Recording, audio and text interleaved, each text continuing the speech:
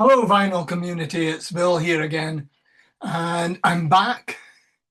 I'm back again in quick succession, and this time I'm doing acquisitions and divestments Q3 2025.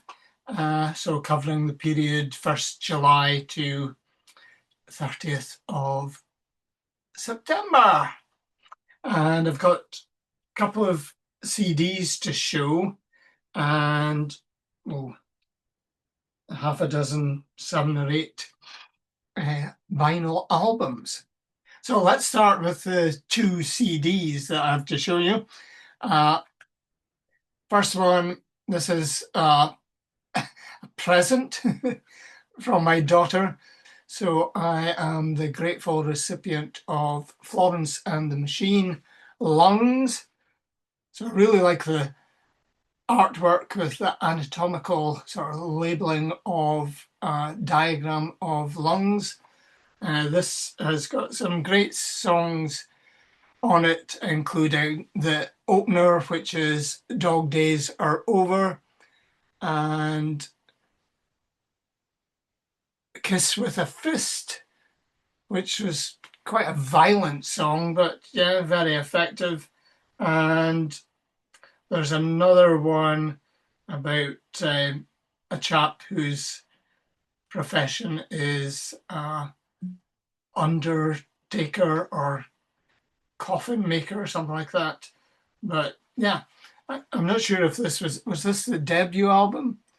It's part of the 50 years of Island Records anniversary. Really like this. Listened to a lot of this in the car over the years. And then this one's sort of duplicates on CD. So I have this on vinyl, but it's the wonderful Paul Simon Graceland. Yeah, The Boy in the Bubble, Graceland, Diamonds on the Soles of Our Shoes, Homeless. Yeah, this is Under African Skies and the single You Can Call Me Al. And yeah, I think this came about maybe as a result of a conversation that Malcolm McLaren had with Paul Simon, and speaking about the sort of South African music scene. So yeah, so I think Malcolm McLaren's Duck Rock album precedes Graceland. Everybody thinks that Graceland is one of the foundation stones of world music, but can you really say that? Because there was a lot of world music and Latin jazz, Jamaican reggae, etc. So yeah, and this took me back. This is Hamburger Concerto by Focus. Yeah, the band that had Hocus Pocus and what was the other great single that they had? Sylvia. So yeah, my brother, the story is that I had Moving Waves by Focus, and my brother and I clubbed together, pooled our resources, and bought the concert for Bangladesh. So we each had a half share in the concert for Bangladesh, the great George Harrison record of the concert for Bangladesh, featuring Bob Dylan, Leon Russell, Ringo Starr was on drums, and yeah, Ravi Shankar is on one side. That's probably the side that I don't listen to. So, am I a world music fan? Don't know. So, anyway, I managed to swap my half share in, or swap my Moving Waves by Focus for my brother's half share in the Concert for Bangladesh box set. Great sort of booklet with its superb photographs, etc. So I am now the owner of George Harrison's Concert for Bangladesh, and my brother became the owner of Moving Waves. I think he bought Focus 3, and then he built up a whole catalogue of Focus albums. And I really liked Hamburger Concerto when I used to listen to it with my brother. Nice gatefold. And yeah, behind Jan Ackerman, we have the actual sleeve and another sleeve that has actual vinyl in it. And Polydor. This Van Leer, Jan Ackerman, who's the other guys? Colin Allen on drums, Bert Reuter on bass guitar, this Van Leer on organ, harpsichord, electric piano, the organ of St. Mary the Virgin Barnes, and he also did hand claps. So this was released in 1974. So then a new record of an old blues guy, Son House. And this was produced by Dan Auerbach, and I think they were using original tapes. I think there's a whole story here. So I think the music is from the 60s. Yeah. There's some really nice tracks on this. We've got Preaching Blues, Death Leopard, Death Letter, and Pony Blues, and The Way Mother Did, Louise McGee, Forever on My Mind. So this is a really nice original blues from the mid 60s, and the sound is great. I highly recommend this album, Robert Forster, Strawberries. Robert Forster was a member of the Go-Betweens.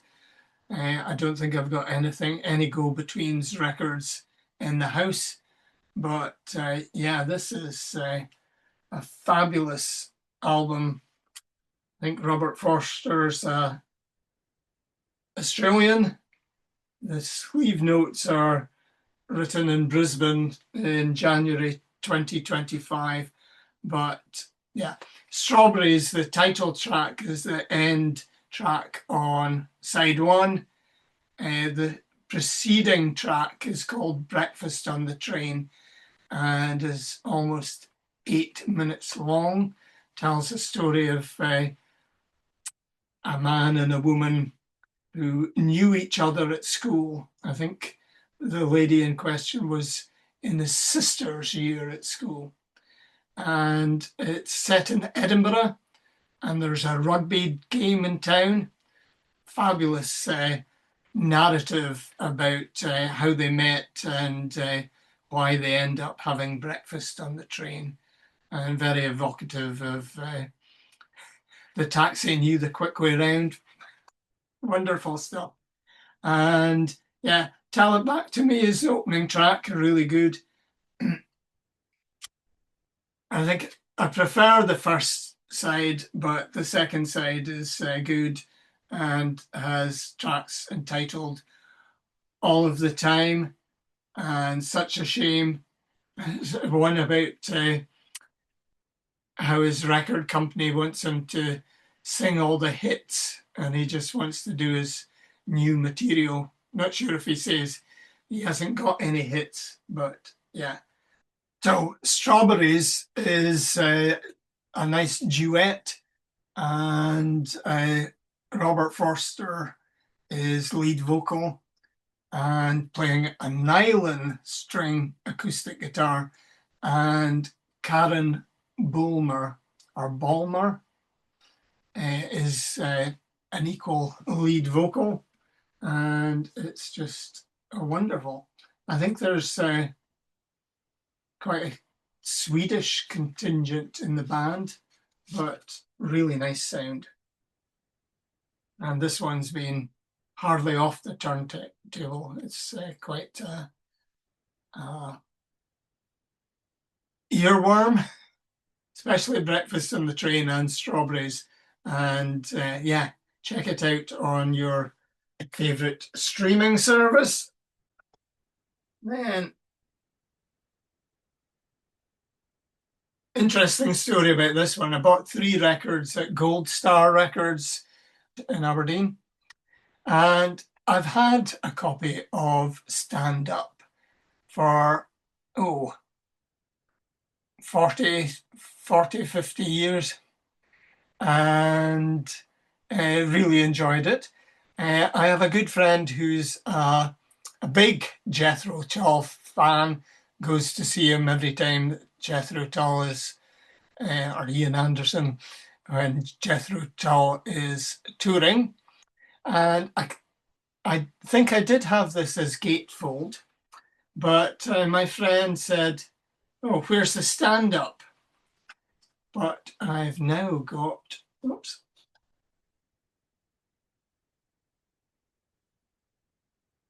the stand-up. So the version that I've got doesn't have, I guess that must have been tricky to manufacture and glue in the right place, etc. But it's great.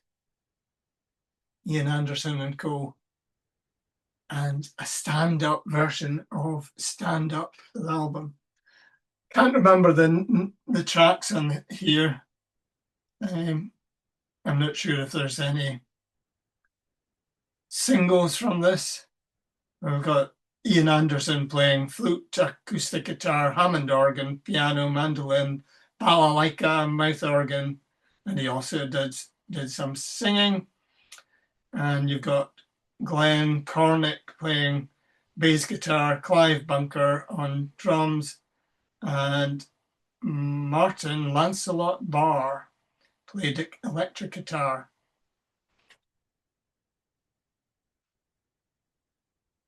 So I haven't actually listened to this yet. So on the Chrysalis label. So pleased to have the proper version. Stand up.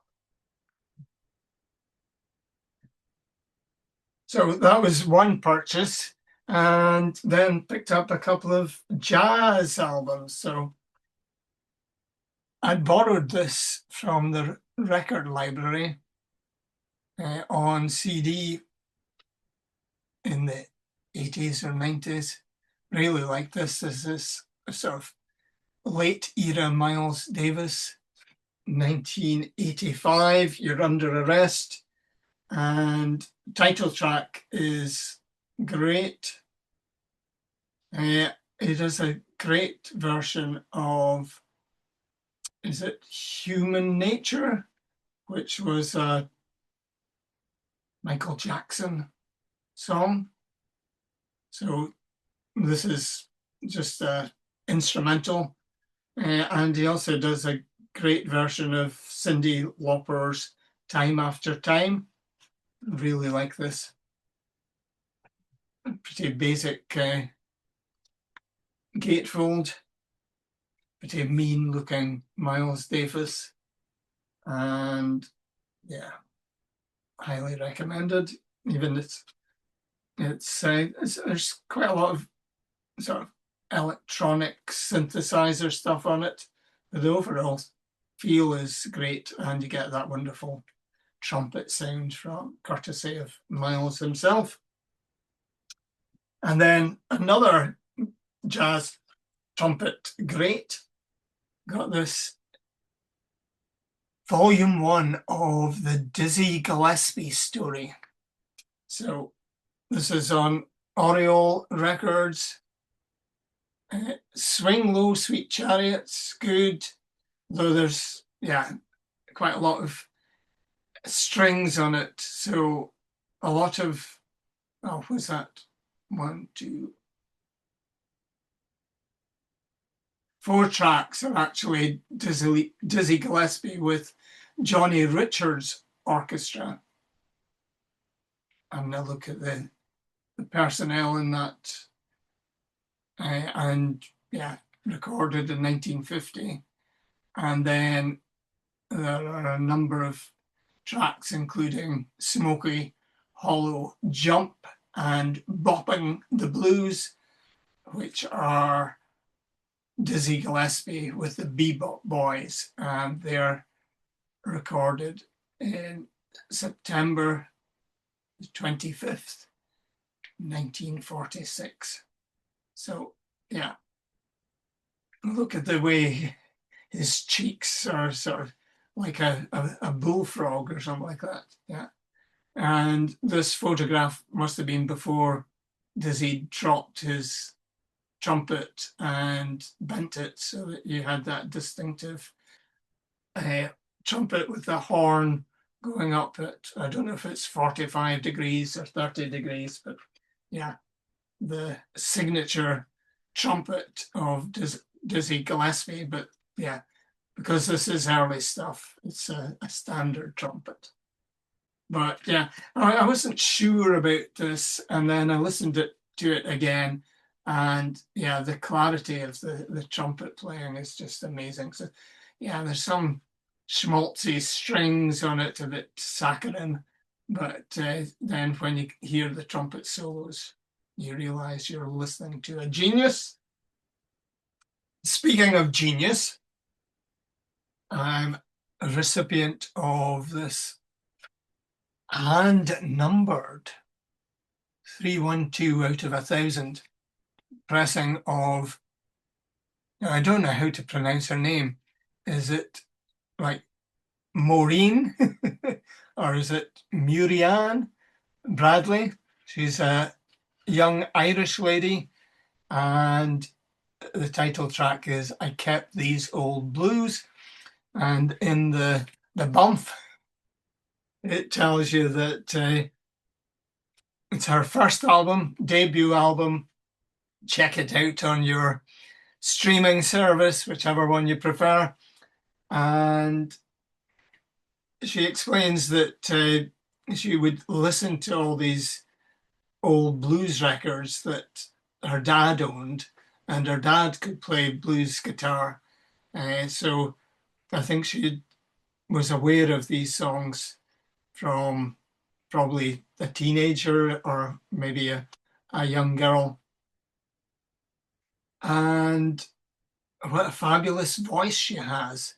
So I was trying to describe it, but she's got her own unique style. But so if I say it was a cross between Melanie and Joan Baez, you might get an idea of her voice. But yeah, you need to check this one out because it's absolutely fabulous. So track listing there, Candyman, Richland Woman Blues. I think Maria Muldaur did a version of that. I don't know if she did the original version. We've got Police Dog Blues, which is a Blind Blake number. And then there's Stagger Lee, which is credited to Mississippi John Hurt. We've got Freight Train, Elizabeth Cotton as the composer. And there's When the Levee Breaks. And Police Sergeant Blues, a Robert Wilkins number. So you can see by the cover, it's Marianne singing and playing acoustic guitar. So it's like country blues, and it is absolutely fabulous. Her guitar finger picking is right up there. She's almost a bit like Robert Johnson. You think, is there more than one person playing this? I'm sure there's no overdubs. I think it's just brilliant crafting. So somebody that knows their instrument. Really, really pleased to have this in my collection. And I would encourage you to check this one out as well as Robert Forster's Strawberries. So the divestments were U2's Pop. Now, I quite liked Pop. Yeah, there was a couple of good tracks. It wasn't the usual U2 album when Pop came out. And I think there something about Miami. That's a track I remember. But yeah, I hadn't really played it in a long, long time. There was one called Discotheque, something like that. So it's found a new home, or been given to a charity shop in the hope that somebody will give it a new home. And then a long time ago, I was in a record shop called Fop in Aberdeen. We haven't got one anymore. I think there's a Fop in Edinburgh and one in Glasgow, but we don't have Fop in Aberdeen anymore. And I was in there rummaging through the CDs because I don't think there was any vinyl in that era. And Badly Drawn Boys, The Hour of the Bewilder Beast was on. And I thought, oh, that's a cracking tune. And then that's a cracking tune, or really like that. And had to go up to the counter and ask, what's that record you're playing? And they explained it was Badly Drawn Boy. So I love that. I would like to get The Hour of the Bewilder Beast on vinyl. So on the lookout for that. But I got the CD, Have You Fed the Fish? And yeah, it's okay. But again, not one that's played very often. And if I want to listen to Badly Drawn Boy, I will go for The Hour of the Bewilder Beast. So that's that story. And finally, another one to go out the door was Aerosmith's Get a Grip, which I think is a best of. And again, never play it, so why give it room in the collection? So it's in the same charity shop looking for a new owner. So thanks for watching. I think I've got an idea for another YouTube video that I might get round to in the next couple of weeks or so. But thanks for watching. Bye just now.